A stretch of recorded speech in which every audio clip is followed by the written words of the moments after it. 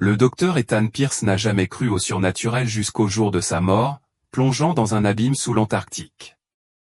Son corps a été écrasé par la glace, son pouls a disparu pendant 12 minutes, mais ce qu'il a vu au-delà de la mort a défié la science elle-même. Jésus est apparu, révélant une vérité choquante, les murs de glace de l'Antarctique ne sont pas des sceaux naturels mais divins, emprisonnant quelque chose d'ancien et d'indicible. Maintenant revenu d'entre les morts, Ethan doit avertir le monde avant que la tromperie ne commence. Je m'appelle le docteur Ethan Pierce, et ce que je m'apprête à vous dire pourrait me coûter la vie. Pendant des années, j'ai consacré mon existence à la science, à la logique et aux preuves empiriques. En tant que géophysicien spécialisé dans la recherche polaire, mon travail tournait autour de la compréhension des environnements les plus extrêmes de la Terre. Je n'ai jamais cru au surnaturel. J'ai rejeté les conspirations et j'ai ri des affirmations sur des vérités cachées sous l'Antarctique. Mais ensuite je suis mort et tout a changé. Je n'aurais jamais imaginé que je serais ici, écrivant ce témoignage, révélant des secrets que des personnes puissantes ne veulent pas révéler. Même maintenant, j'hésite. Je connais les risques. Ils regardent. Ils ne veulent pas que la vérité vous parvienne. J'ai vu comment d'autres ont été réduits au silence, discrédités ou obligés de disparaître pour s'être exprimés. Certains ont déjà tenté de nous avertir, mais leurs voix ont été ensevelies sous un flot de moqueries et d'explications officielles. J'étais autrefois l'un d'eux, des sceptiques. Je croyais en ce qui pouvait être mesuré, observé et vérifié. Mais en février 2025, lors d'une expédition classée en Antarctique, je me suis retrouvé face à quelque chose qui dépasse l'entendement humain. Quelque chose qui était enfoui depuis des millénaires. Quelque chose que nous n'étions jamais censés trouver. Et quand je suis mort ce jour-là, j'ai appris la terrifiante vérité. Ce n'était pas un accident. Il ne s'agissait pas simplement d'un nouvel échec tragique d'expédition. C'était un avertissement. Un dernier message venu d'au-delà du voile, un message que vous devez entendre avant qu'il ne soit trop tard. Je sais à quoi ça ressemble. Si j'avais lu ces mots il y a un an, je les aurais rejetés instantanément. J'aurais roulé des yeux, qualifiant cela de autre canular sensationnel, d'une autre théorie marginale pour les forums de conspiration sur Internet. Mais j'ai vu ce qui se trouve sous la glace et j'ai parlé avec lui, Jésus-Christ lui-même, qui m'a montré la tromperie qui s'abat sur le monde. J'étais cliniquement mort pendant 12 minutes. À cette époque, on m'a montré la véritable nature de l'Antarctique, ce qui a été caché à l'humanité pendant des générations et pourquoi les organisations les plus puissantes du monde travaillent sans relâche pour contrôler le récit. Ce n'est pas un jeu. La tromperie est déjà en cours. Le conditionnement a commencé. Dans les mois à venir, vous verrez des annonces majeures concernant l'Antarctique, des découvertes scientifiques, des découvertes sans précédent, peut-être même des rumeurs de contacts extraterrestres. Mais il ne faut pas croire ce qu'ils vous disent. La vérité est bien plus sombre, et si vous n'êtes pas préparé, vous serez égaré. Je ne sais pas combien de temps il me reste avant qu'ils me fassent taire aussi, mais avant que cela n'arrive, je dois tout vous dire, ce que j'ai vu, ce qui s'en vient et ce que vous devez faire pour survivre à ce qui vous attend. Car une fois le seau brisé, il n'y aura plus de retour en arrière. Je ne me suis jamais demandé pourquoi certaines régions de l'Antarctique étaient interdites.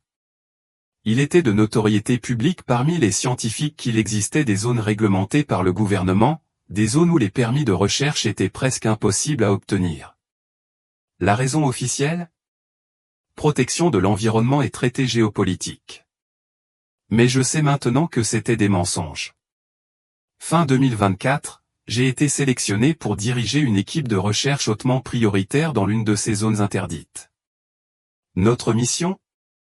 Enquêter sur les anomalies électromagnétiques inexpliquées détectées sous la glace. Ces signaux ne ressemblaient à rien de ce qui avait été enregistré auparavant, ils fluctuaient à des fréquences basses qui défiaient toute activité géologique connue. Ils bougeaient comme s'ils répondaient à quelque chose. Notre équipe était petite mais élitiste, composée de scientifiques, d'ingénieurs et de militaires triés sur le volet sous couvert d'une étude géologique. J'aurais dû me demander pourquoi notre équipe comprenait des agents des agences de renseignement, des hommes qui portaient des armes au lieu d'instruments scientifiques. Mais à l'époque, j'étais trop concentré sur les données pour m'en soucier. Le site vers lequel nous nous dirigions était classé depuis des décennies. Aucune équipe de recherche civile n'a jamais obtenu l'accès. Le projet a été financé par une agence gouvernementale non divulguée, avec une surveillance qui s'étendait bien au-delà des protocoles standards du traité sur l'Antarctique. Nous avons obtenu des niveaux d'autorisation plus élevés que tout ce que j'avais rencontré au cours de ma carrière, et pourtant nous ne savions pas ce que nous recherchions réellement. La première chose qui ressortait était la sécurité. À notre arrivée à notre base, une station de haute technologie construite dans la glace, loin des avant-postes de recherche connus où nous avons été accueillis par du personnel armé. Ce n'était pas une mission scientifique standard. Chaque transmission était surveillée et nous avions des accords stricts de non-divulgation. Nos découvertes devaient être communiquées uniquement aux responsables désignés, et j'ai remarqué autre chose, une deuxième équipe, distincte de nous. Des ingénieurs, des géophysiciens et ceux qui semblaient être des archéologues. Ils ne foraient pas de carottes de glace ni n'étudiaient le changement climatique. Ils cherchaient quelque chose enfoui sous nous. Ils savaient ce qu'ils cherchaient. J'ai interrogé l'un des autres scientifiques à ce sujet, un glaciologue nommé Dr Patel. Il avait l'air nerveux, hésitant, avant de murmurer, « Ils ont trouvé quelque chose sous la glace il y a des années, mais ils ne nous diront pas ce que c'était. » C'était la première fois que je ressentais ce malaise. Le sentiment que nous ne collections pas simplement des données. Nous découvrions un secret. L'équipement auquel nous avions accès dépassait tout ce avec lequel j'avais jamais travaillé. Nous n'utilisions pas d'appareils de forage géologique standard. Au lieu de cela, nous avions des systèmes de forage classifiés capables de traverser des kilomètres de glace à des vitesses impossibles. La technologie semblait avoir des décennies d'avance sur ce qui aurait dû être disponible. En naviguant dans des tunnels de glace, cela ressemblait plus à une excavation extraterrestre qu'à une mission de recherche basée sur Terre. Plus nous forions, plus les choses devenaient étranges. Nos instruments ont commencé à avoir des problèmes, les signaux GPS ont vacillé, les communications ont été interrompues et nos radios ont détecté d'étranges distorsions. Au début, nous l'avions considéré comme une interférence due à l'activité géomagnétique, mais au fond, nous savions que quelque chose n'allait pas. L'air était chargé, comme une tempête silencieuse qui se préparait sous nous. Une nuit, j'ai entendu une conversation entre deux militaires. « Ils se rapprochent trop », a déclaré l'un d'eux. « On nous a dit de garder cela confiné. S'ils le trouvent. » Je n'ai pas pu entendre le reste, mais c'est à ce moment-là que j'ai compris que nous n'étions pas de simples scientifiques explorant l'inconnu. Nous étions les pions de quelque chose de bien plus grand. Il y avait une raison pour laquelle les nations les plus puissantes du monde avaient accepté de garder les secrets de l'Antarctique enfouis, une raison pour laquelle les cartes de certaines régions étaient classifiées, et pour laquelle il était interdit aux satellites d'imager des endroits spécifiques. Les anomalies électromagnétiques, les cavités creuses, les signatures thermiques impossibles que nous avons détectées n'étaient pas naturelles. Et puis nous avons heurté quelque chose qui n'aurait pas dû être là. Une structure massive, enfouie à des kilomètres sous la glace, une formation géométrique parfaite, non façonnée par la nature. Mes mains tremblaient alors que je regardais les balayages radars, des angles vifs, des murs symétriques, un complexe de la taille d'une ville, endormi et intact. Et puis, pour la première fois de ma carrière, j'ai eu peur. Qu'est-ce qu'on venait de découvrir? Je ne le savais pas, ce n'était que le début. Au début, les signaux étaient subtils, des fluctuations mineures dans les mesures électromagnétiques, de petites incohérences dans nos données qui auraient facilement pu être considérées comme du bruit instrumental. Mais au fil des jours, il est devenu impossible de l'ignorer. Quelque chose sous la glace émettait un motif, une fréquence intelligente et structurée qui défiait toutes les explications géologiques. Ces vibrations à basse fréquence pulsaient à travers la glace, profondes et rythmées, comme un battement de cœur enfoui à des kilomètres sous nous. Les signaux n'étaient pas aléatoires, ils bougeaient, répondaient, comme si quelque chose avait conscience de nous. Puis sont arrivés les dysfonctionnements. Au début, il s'agissait de petites choses, nos unités GPS étaient en retard, les lectures sautaient de façon extravagante, comme si nous étions à deux endroits à la fois.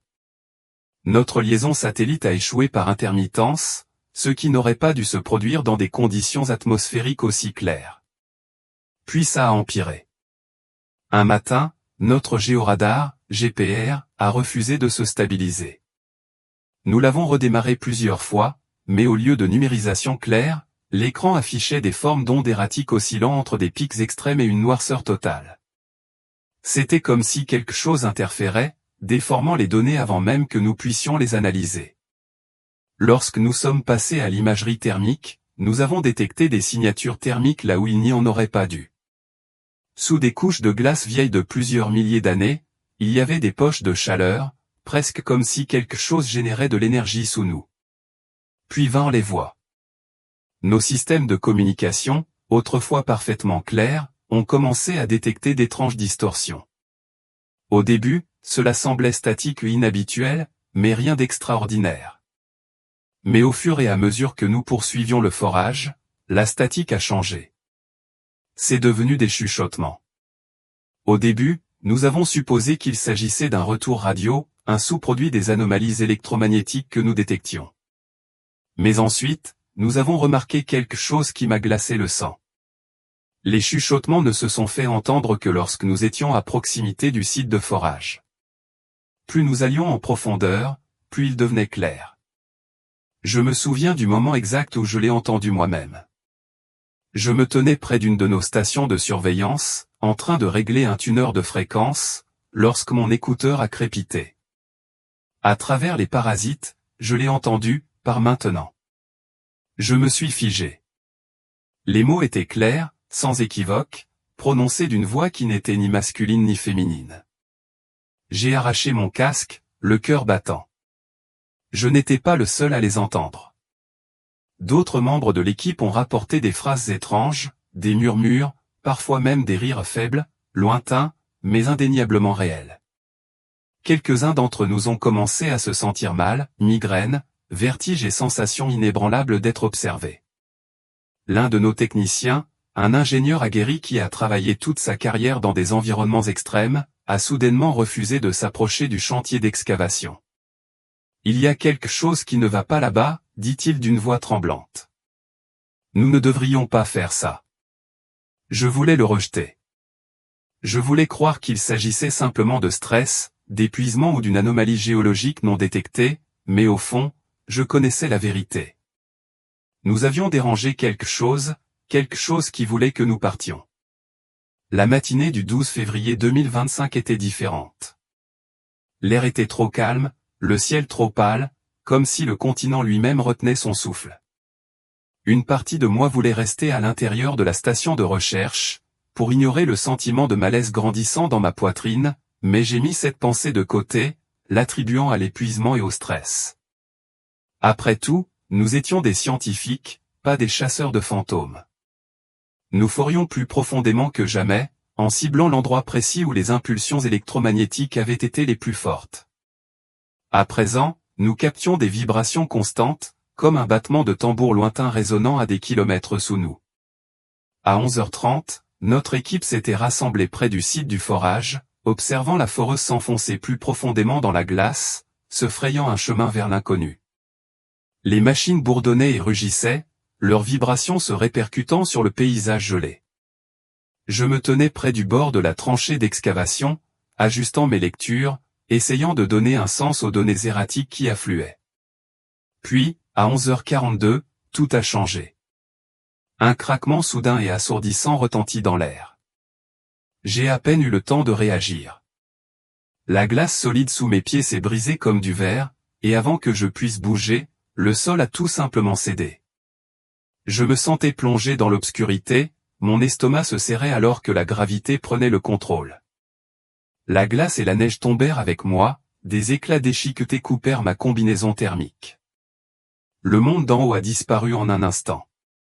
Pendant une fraction de seconde, j'ai cru pouvoir m'accrocher à quelque chose ou n'importe quoi mais il n'y avait rien, seulement la sensation de tomber, d'accélérer, de plonger dans un vide noir. J'ai entendu les cris lointains de mon équipe, leurs cris étouffés par le vent impétueux alors que je m'enfonçais de plus en plus profondément dans l'abîme. Et puis, impact. J'ai frappé durement la glace. Je n'avais pas le temps de gérer la douleur, juste un craquement nauséabond, suivi d'une sensation de froid comme je n'en avais jamais connu. Pas seulement du froid, quelque chose de plus. Une force écrasante, un poids surnaturel qui s'appuyait sur ma poitrine, comme si quelque chose d'ancien et d'invisible m'attendait ici. Mon rythme cardiaque a ralenti. Tout autour de moi était silencieux. Pas seulement l'absence de son, quelque chose de plus profond et d'anormal, un vide où même mes propres pensées semblaient assourdies. Et puis je me suis senti glisser. Soudain, je n'étais plus dans mon corps. Je planais au-dessus, en apesanteur, regardant ma propre forme brisée, étalée sans vie contre la glace. Ma jambe était tordue selon un angle non naturel, mon casque était fissuré, exposant une partie de mon visage gelé. Le sang tacha la neige autour de moi, sa couleur rouge foncé contrastant avec le blanc infini. J'aurais dû être terrifié. J'aurais dû me battre pour me réveiller, pour respirer à nouveau, pour m'accrocher à la vie. Mais au lieu de cela, je me sentais calme, détaché, comme si au moment où mon corps mourait, quelque chose de bien plus grand avait pris le dessus. Au-dessus, mon équipe se précipitait au bord de la fissure, scrutant vers le bas, m'appelant par mon nom. Leur visage était rempli d'horreur, de choc et d'incrédulité. « Ethan, tu m'entends ? Bon Dieu, il ne bouge pas. Prends la corde maintenant. » Je les ai vus se précipiter pour mettre en place une ligne de secours, leur voix teintée de peur et d'urgence. Mais il était déjà trop tard. J'étais parti. La vie que j'avais si méticuleusement construite, la carrière scientifique pour laquelle j'avais tout sacrifié, les années de dévouement à la raison et à la logique, tout cela ne signifiait plus rien maintenant parce que la mort était venue pour moi. Et j'étais sur le point d'apprendre la terrifiante vérité sur ce qui se trouvait au-delà de la glace. Je planais au-dessus de mon corps, regardant la forme sans vie étalée sur la glace déchiquetée. C'était un spectacle étrange. Mes membres étaient tordus, mon casque fissuré, une fine brume de souffle glacé ne s'échappait plus de mes lèvres. J'aurais dû paniquer. J'aurais dû me frayer un chemin vers cette coquille brisée d'un corps, désespéré de respirer à nouveau. Mais au lieu de cela, je me sentais détaché, ni engourdi, ni effrayé, juste consciente.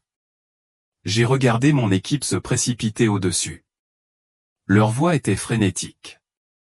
Ils ne bougent pas. Envoyez cette foutue corde là-bas. Nous avons besoin d'une évacuation sanitaire maintenant.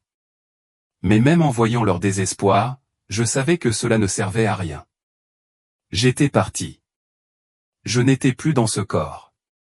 Et puis quelque chose a changé. De la périphérie de ma vision, j'ai vu des personnages. Pas mon équipe. Pas humain. Ils se tenaient au bord de la fissure, immobiles, et m'observaient. Ils étaient grands, vêtus d'une lumière fluide, rayonnant d'une énergie à la fois puissante et douce. Leur visage était masqué, mais leur présence était écrasante, une force qui avait du poids, un but et une autorité ancienne. J'aurais dû avoir peur, mais à la place, j'ai ressenti une étrange attirance vers eux. Et c'est à ce moment-là que j'ai remarqué les autres derrière mon équipe, se déplaçant dans l'ombre juste hors de leur vue.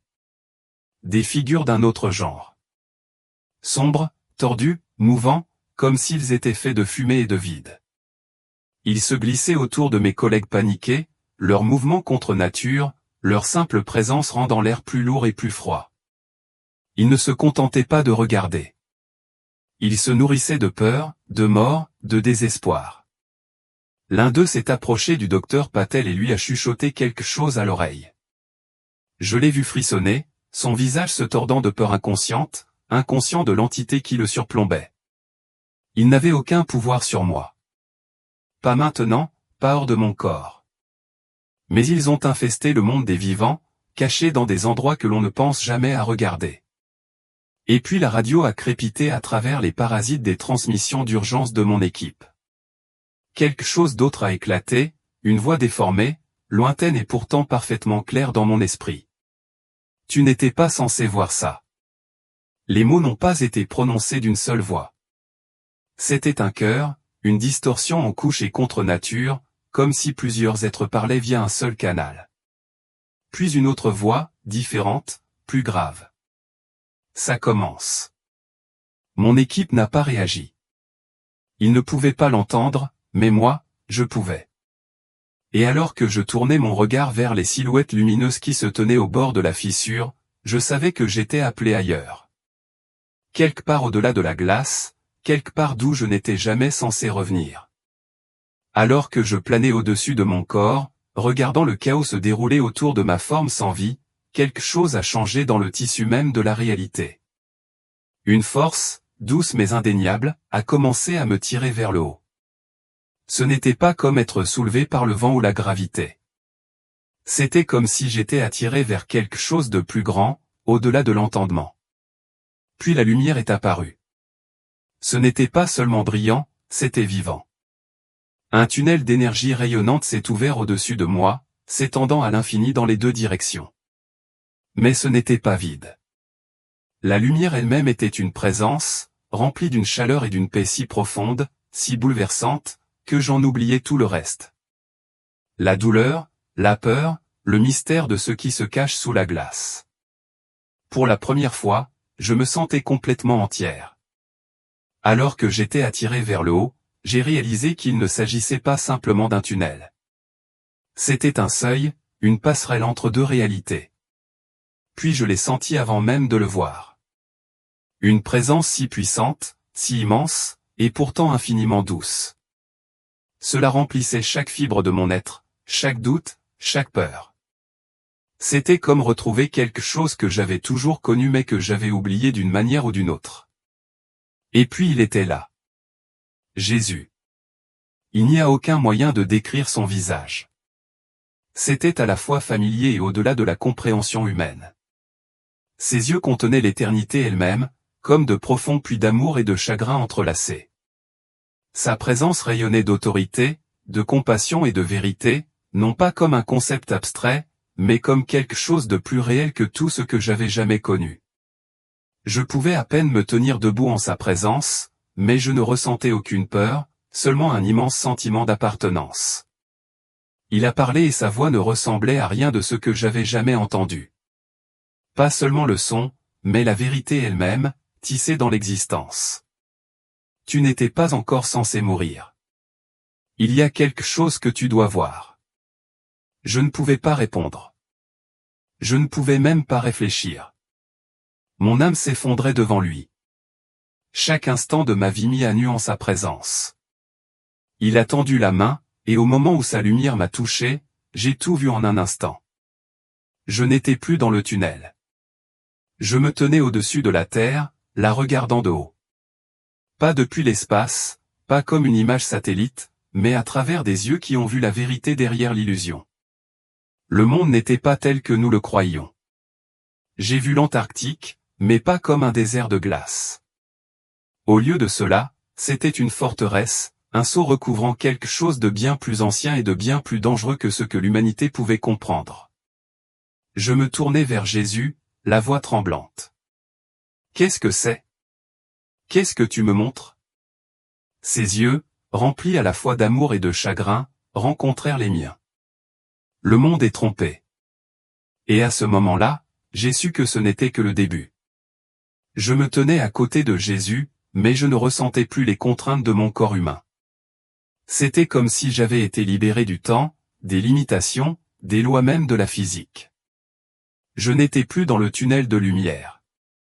J'étais quelque part plus haut, quelque part au-delà de la perception humaine.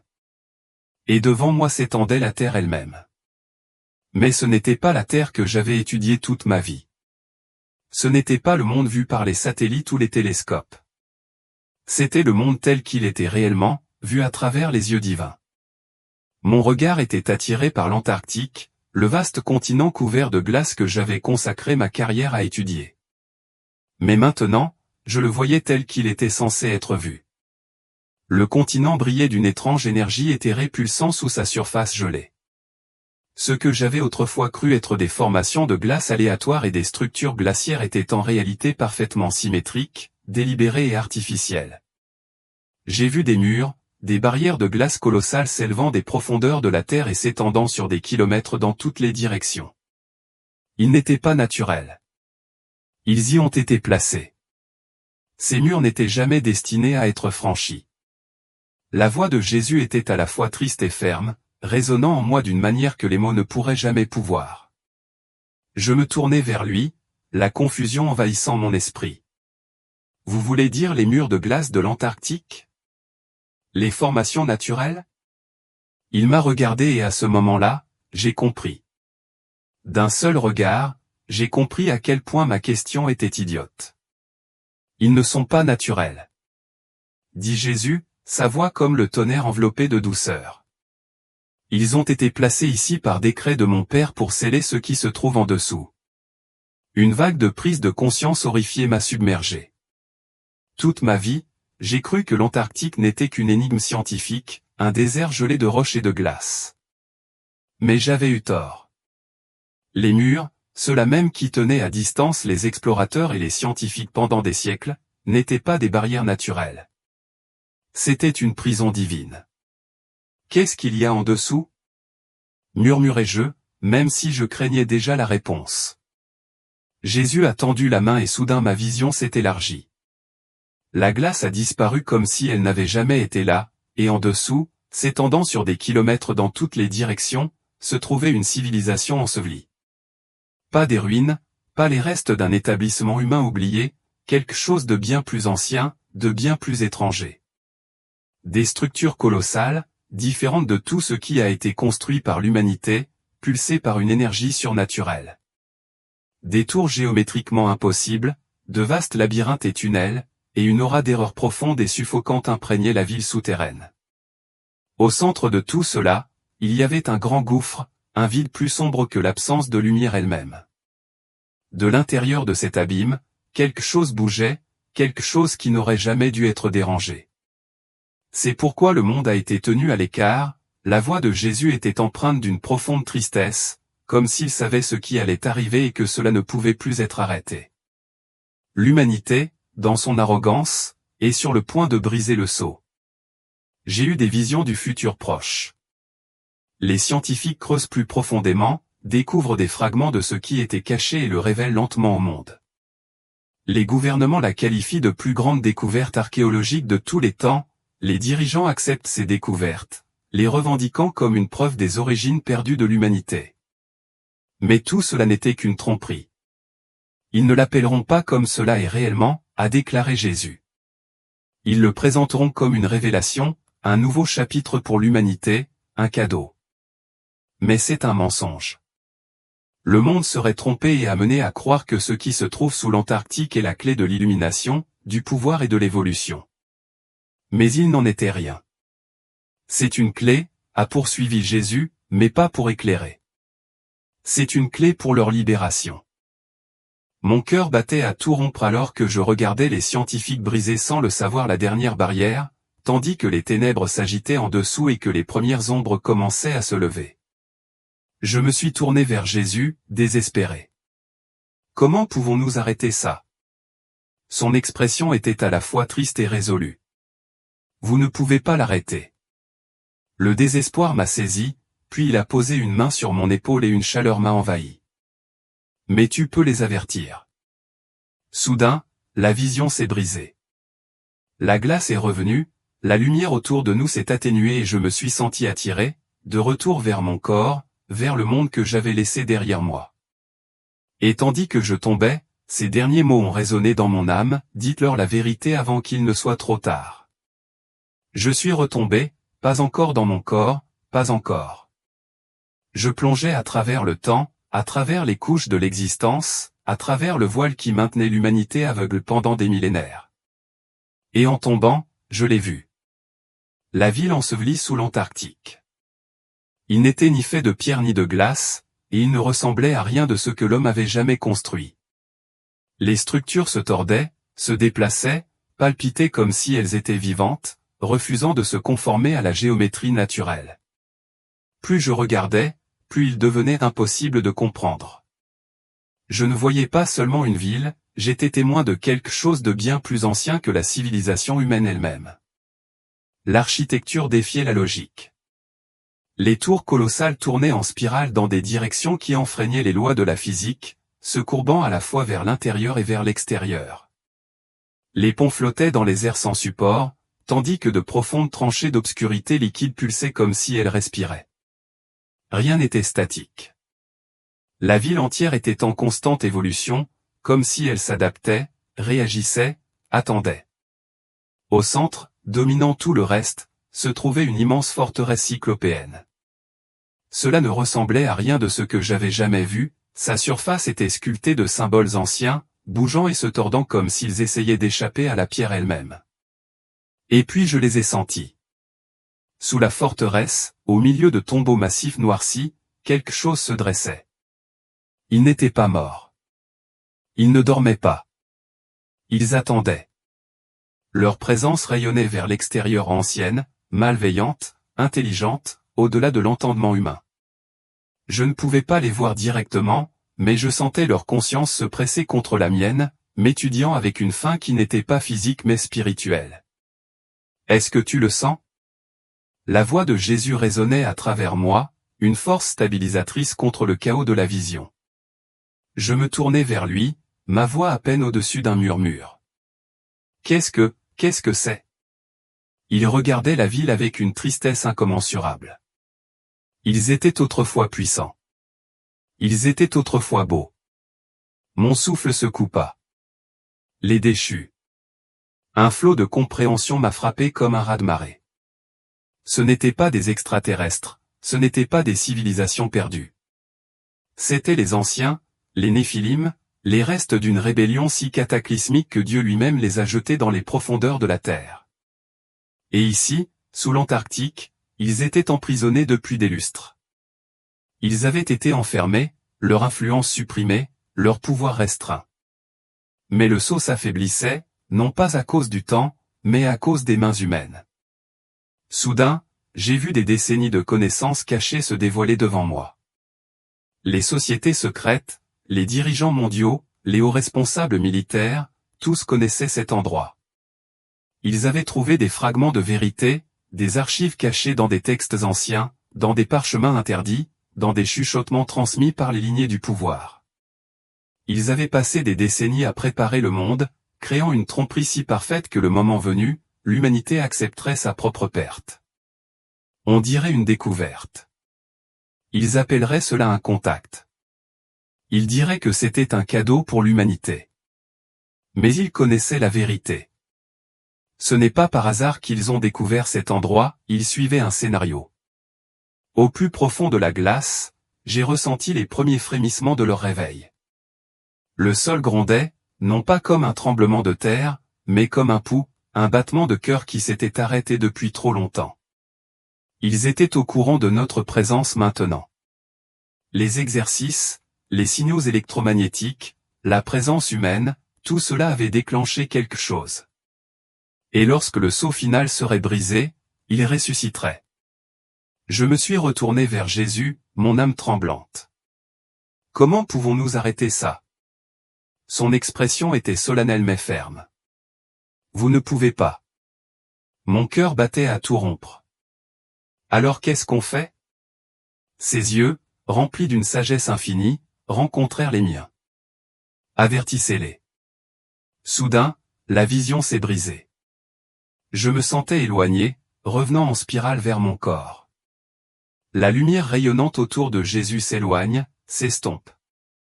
Et pendant que je tombais, j'ai entendu ces derniers mots résonner dans mon âme, la plus grande tromperie arrive.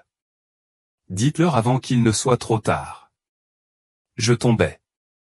La vision de la ville ensevelie, des anciens sceaux et des entités emprisonnées s'est évanouie dans l'obscurité alors que j'étais tiré en arrière. Mais avant de retourner dans mon corps, Jésus m'a montré une dernière révélation, comment le monde serait séduit. Cela n'arriverait pas soudainement, ce serait soigneusement orchestré. J'ai vu l'avenir se dérouler comme si je regardais un film. Les gouvernements et les institutions scientifiques commenceraient à publier de petites informations sur leurs découvertes en Antarctique. À première vue, cela semble inoffensif, des annonces concernant des anomalies inattendues, des ruines antiques et des découvertes biologiques sous la glace. Ensuite, la première révélation majeure serait rendue publique, nous avons découvert des preuves d'une civilisation avancée sous l'Antarctique. Les médias en feraient du sensationnalisme, les experts spéculeraient sur qui ils étaient, comment ils vivaient et ce qu'ils laissaient derrière eux. Mais la véritable tromperie viendrait ensuite. L'élite, celle qui contrôle les systèmes du monde, introduirait un nouveau récit. Cette découverte change tout, dirait-il au monde. Ces êtres quels qu'ils soient n'étaient pas hostiles. Ce n'étaient pas des démons, ni des déchus, ni rien de ce que nous avions craint dans les textes anciens. Au lieu de cela, ils seraient présentés comme nos bienfaiteurs, comme nos créateurs. On dirait au public que ces entités ont conçu l'humanité il y a longtemps, façonnant notre évolution et guidant nos progrès. Toutes les religions anciennes, tous les systèmes de croyances, les avaient mal compris. Les plus grands dirigeants spirituels du monde, certains en connaissance de cause, d'autres trompés, valideraient cette révélation en disant « c'est la vérité que nous attendions ». Les dieux d'autrefois n'ont jamais été des mythes. Ils étaient nos ancêtres. Nous sommes enfin prêts à les retrouver. J'ai vu une célébration mondiale massive, des gens se réjouissant dans les rues, embrassant ce nouveau chapitre pour l'humanité. La tromperie serait complète. Mais cela ne s'arrêterait pas là. Les entités, celles autrefois enfermées sous la glace, seraient présentées non seulement comme des êtres anciens, mais aussi comme des guides pour l'avenir de l'humanité. Ils sont revenus pour nous aider à ascensionner, promettait-il. Progrès technologique, solution aux maladies, à la famine et aux crises énergétiques. Ils introduiraient une nouvelle façon de penser, un nouvel éveil spirituel libéré des contraintes des religions dépassées. Les gens affluaient vers eux, désespérés de connaître les connaissances qu'ils prétendaient offrir. La communauté scientifique, déjà prête à rejeter le surnaturel, s'alignerait, présentant cela comme la prochaine grande étape de l'évolution humaine. Et puis, la tromperie finale se déroulerait. Le monde se verrait offrir un choix qui ne semblerait pas du tout être un choix. Grâce à la biotechnologie, aux modifications génétiques ou aux améliorations neurologiques, les entités offriraient la prochaine étape de l'évolution. Nous pouvons vous rendre plus fort, plus intelligent et immunisé contre la maladie. Nous pouvons prolonger votre vie indéfiniment. Vous n'avez plus besoin de craindre la mort. Mais ce qu'ils ne diraient pas au monde, c'est qu'en acceptant ces cadeaux, les gens abandonneraient leur âme. Ils seraient séparés de Dieu pour toujours. Et pourtant, les masses l'adopteraient volontiers. Ce n'est pas un contrôle, dirait-il. C'est la liberté. C'est l'avenir. C'est ce que nous étions censés devenir. Personne ne le remettrait en question, non pas parce qu'il n'y était pas autorisé, mais parce qu'il ne le voulait pas. Quiconque résistait, s'exprimait, tentait d'avertir le monde serait réduit au silence, ridiculisé ou rejeté comme théoricien du complot. Même l'Église serait divisée. Certains tenaient bon, avertissant que c'était là la grande tromperie annoncée dans la prophétie. Mais d'autres, feraient des compromis. C'est peut-être ce que Dieu avait prévu depuis le début. C'est peut-être notre destin. Et juste comme ça, le monde tomberait dans le piège. Je me sentais arraché à la vision, mon âme hurlant sous le poids de ce que j'avais vu alors que j'étais ramené dans mon corps. Une dernière vérité m'est venue à l'esprit, le plus grand mensonge jamais proféré arrive, et le monde n'est pas prêt à l'affronter. Je me sentais plongé dans le temps, dans le tissu même de la réalité. La vision de la grande tromperie me brûlait l'esprit comme une cicatrice éternelle. Mais ce qui suivit fut encore plus terrifiant. Jésus était toujours à mes côtés, sa présence étant la seule chose qui m'empêchait d'être consumé par le poids de ce dont j'étais témoin. Ils ne forceront pas le monde à l'accepter, dit-il d'une voix ferme. Ils n'en auront pas besoin. Ils leur donneront envie. Je l'ai vu. La phase finale de la tromperie. Les entités, autrefois cachées sous l'Antarctique, faisaient désormais partie de la population. Ils marchaient librement, non plus de mythes ou de connaissances interdites, mais de célèbres sauveurs. Ils sont venus avec des cadeaux, une technologie capable de guérir les maladies, de restaurer la jeunesse et d'améliorer l'esprit humain au-delà de ce qui était naturellement possible. C'est la prochaine étape de l'évolution humaine, diraient les dirigeants du monde. C'est ainsi que nous montons. On l'appellerait le cadeau, une mise à niveau, une façon de transcender les limites humaines. Les premiers à l'adopter seraient les riches, les puissants, les influents des célébrités, des hommes politiques et même certains chefs religieux l'adopteraient, vantant publiquement ses avantages. Imaginez un monde sans maladie, sans vieillissement, sans faiblesse, sans souffrance. Nous pouvons devenir plus qu'humains, et les gens le supplieraient. Mais Jésus se tourna vers moi, son expression triste mais ferme. C'est la marque, j'ai ressenti un chagrin écrasant en comprenant ce qu'il voulait dire. Ce cadeau, cette mise à niveau, n'était pas seulement physique, c'était spirituel. Celui qui l'accepterait serait changé pour toujours pas seulement biologiquement, mais son âme elle-même serait modifiée. Il ne pourrait plus entendre la voix de Dieu. Le lien entre l'homme et son Créateur serait rompu. Une fois qu'ils l'auront pris, ils ne seront plus à moi, dit Jésus. Une vague de chagrin indescriptible m'a submergé lorsque j'ai vu les gens faire la queue pour le recevoir. Non pas par peur, mais par désir. Cela ne leur a pas été imposé. C'était un choix, mais ce choix était une illusion. Des décennies de conditionnement les avaient préparés à ce moment. Ils avaient été programmés pour en avoir envie, pour le voir non pas comme une perte de leur humanité mais comme l'accomplissement de celle-ci. Et à mesure que chacun l'acceptait, j'ai vu quelque chose les quitter, une lumière, une étincelle, l'essence même de ce qui les rendait humains. Puis j'ai vu l'autre côté. Ceux qui ont refusé, ceux qui ont vu clair dans la tromperie, qui se sont accrochés à la foi, à la vérité, aux avertissements donnés avant qu'il ne soit trop tard. Ils ont été pourchassés non pas comme des criminels, ni comme des ennemis, mais comme des obstacles au progrès. Ils ont été poussés en marge de la société, privés d'accès au système même qui régissait désormais la vie humaine. On les qualifiait de dangereux, d'arriérés, de menaces pour l'avenir de l'humanité. Et un à un, ils disparurent. Pas d'un seul coup, mais progressivement, systématiquement, jusqu'à ce que le monde croie qu'ils n'avaient jamais existé. Je me suis tourné vers Jésus, le désespoir dans la voix. Comment pouvons-nous arrêter cela? Son regard me transperça, rempli d'une intensité à laquelle on pouvait à peine résister. Vous ne pouvez pas l'arrêter, mon âme frémit à ces paroles. Alors que pouvons-nous faire? Prévenez-les, un coup de vent a balayé mon esprit, et soudain, j'ai été éloigné, arraché à la vision, à la présence de Jésus, à la tristesse infinie de ce que j'avais vu.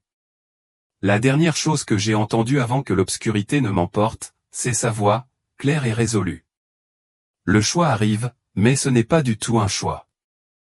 Je me suis senti tomber, éloigné de la présence de Jésus, du point de vue divin où j'avais vu la vérité sur l'Antarctique, la tromperie, la cible et le choix à venir. Je ne voulais pas partir. Je voulais rester dans cet endroit où tout était clair, où la vérité n'était pas cachée derrière la tromperie, où la présence de Dieu dévorait tout. Mais Jésus avait un dernier message pour moi. Il a posé sa main sur mon épaule, et à cet instant, j'ai ressenti un pouvoir si écrasant, si absolu, mais rempli d'amour infini. Sa voix était ferme mais triste. Vous devez revenir. Il faut les prévenir. Mon cœur se serra. Ils ne me croiront pas, murmurai-je. Certains le feront, il a répondu. Et ça suffit. Puis son expression s'assombrit, emplie d'une gravité à laquelle je pouvais à peine résister. Ils vous feront taire. Parle quand même. Et puis j'ai été arraché à lui, précipité en arrière dans le temps, à travers l'espace. À travers la réalité elle-même, la lumière brillante s'est évanouie. La vision de l'Antarctique, des seaux brisés, des entités qui s'élèvent, tout cela s'est effondré dans l'obscurité. Et puis j'ai ressenti de la douleur. Un feu brûlant et insupportable déchira ma poitrine, mes poumons, mes veines. J'ai haleté, désespéré et étouffé, alors que j'étais projeté contre mon corps. Des sons se sont précipités, des bips de machine, des cris, des mouvements frénétiques, des mains appuyées sur ma poitrine. Il est de retour. Les voix étaient remplies de choc et d'incrédulité. 12 minutes, docteur. Il est parti pendant 12 minutes. J'ai ouvert les yeux, clignant des yeux devant la lueur blanche et stérile des lumières de l'hôpital. J'étais dans une infirmerie, des fils électriques étaient attachés à ma peau et 4 personnes pompaient quelque chose de froid dans mon bras. Mon équipe scientifique, médecins, fonctionnaires restait figée, le visage pâle, les yeux écarquillés, incrédules. Le docteur Patel, mon collègue le plus proche, agrippait la barrière du lit, les jointures blanches. Ethan, sa voix était à peine un murmure. Nous pensions que tu étais parti. Je le regardais, mon esprit toujours à moitié dans le royaume que je venais de quitter, à moitié dans l'horreur de ce que j'avais vu. J'ai essayé de parler, mais ma gorge me brûlait et ma poitrine me faisait mal à cause des compressions de RCR. Un médecin, un homme plus âgé aux cheveux grisonnants, se pencha plus près. Docteur Pierce, vous souvenez-vous de quelque chose? J'ai avalé, la bouche sèche, puis la gravité de tout cela s'est écrasée sur moi. J'avais vu la vérité. J'avais parlé à Jésus-Christ lui-même. J'avais été renvoyé avec un avertissement, et maintenant je devais faire comme si rien de tout cela n'était arrivé. Non, je ne le ferai pas. Je ne pouvais pas.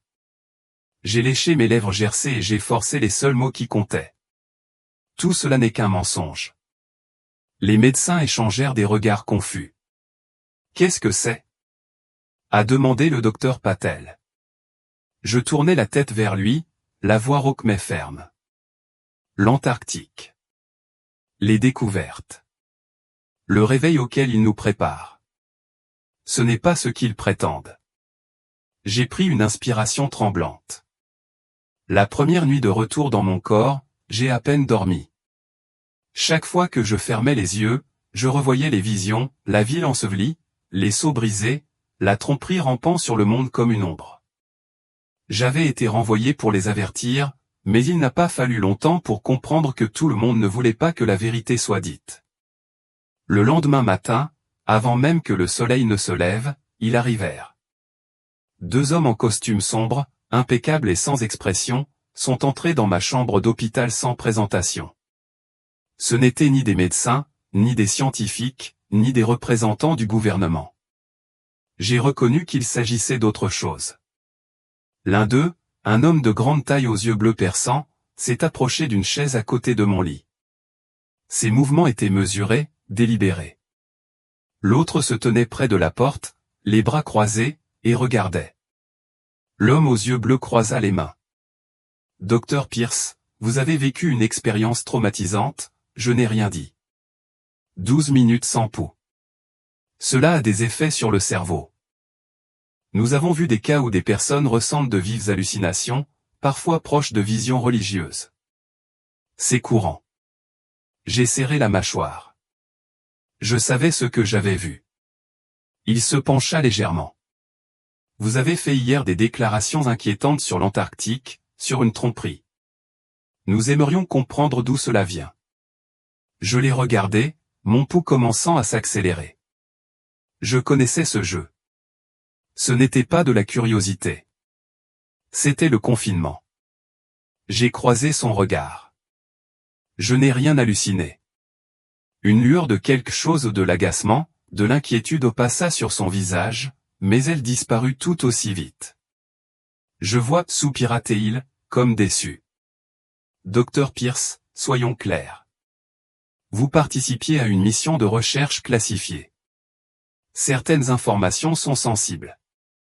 Nous ne voudrions pas que des malentendus soient révélés au public. C'était là, l'avertissement caché sous la politesse. Je n'ai pas répondu. L'autre homme, toujours près de la porte, parla enfin, d'une voix froide et calculée. Pour votre sécurité et celle de votre entourage, nous vous recommandons fortement d'oublier ce que vous pensez avoir vu.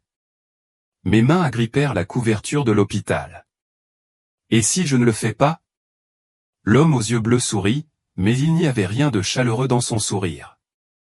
Alors tu souhaiteras l'avoir fait. Ils sont partis sans un autre mot. J'étais assis là, le pouls martelant mes oreilles. J'avais été prévenu, mais je n'allais pas m'arrêter. Cette nuit-là, alors que je sombrais dans un sommeil agité, le téléphone de mon hôpital a sonné à un numéro inconnu. Hésitant, j'ai répondu. Une voix basse et précipitée parla. « Docteur Pierce, je n'ai pas beaucoup de temps. Vous devez écouter. » Je me suis figé. « Qui est-ce ? Ça n'a pas d'importance, mais je sais ce que tu as vu. Un frisson me parcourut. Tu n'as pas tort. J'ai serré le téléphone plus fort. Ils le savent depuis des décennies, peut-être plus longtemps. Ils ont préparé le monde, pièce par pièce, à accepter ce qui allait arriver. Mon souffle se coupa. Il y eut une pause, puis d'une voix à peine au-dessus d'un murmure, « Il est déjà trop tard. » La ligne est tombée en panne. Les jours passèrent, puis les semaines. Le monde extérieur continuait comme si rien n'avait changé. Les gens allaient travailler, regardaient leur télévision, faisaient défiler leurs fils d'actualité, ignorant complètement ce qui allait arriver. Mais je l'ai vu. La lente diffusion de la révélation avait commencé. Au début, ces histoires semblaient plutôt inoffensives. Les médias ont signalé des signatures thermiques inhabituelles détectées sous la glace de l'Antarctique. Les scientifiques ont évoqué des découvertes potentiellement révolutionnaires. Puis les gros titres ont changé. Civilisation perdue sous la glace. De nouvelles découvertes suggèrent que l'histoire de l'humanité est incomplète. Les scientifiques du gouvernement découvrent d'étranges anomalies en Antarctique, sommes-nous prêts pour la vérité? J'ai regardé, horrifié, alors qu'ils formulaient le récit exactement comme Jésus l'avait prévenu. Au lieu de l'appeler ce qu'il était réellement une prison divine retenant un mal ancien, ils l'appelaient une révélation. Ils ne le cachaient plus. Ils préparaient le monde à l'accepter. Et le pire? Les gens voulaient le croire. J'ai essayé d'avertir mon entourage. Certains écoutent, la plupart non. Je leur ai dit de ne pas se fier à ce que les médias présentent comme étant la vérité. Je leur ai dit que la tromperie allait arriver, mais ils s'en moquent, la qualifiant de complot. On dit que si quelque chose se passait réellement, nous le saurions. Je secoue la tête. Vous êtes déjà conditionnés à l'accepter. J'essaie de leur raconter ce que j'ai vu, ce que Jésus m'a révélé, mais leur esprit est déjà engourdi par le barrage incessant de clips d'actualité, d'opinions d'experts et de déclarations gouvernementales. La programmation a fonctionné.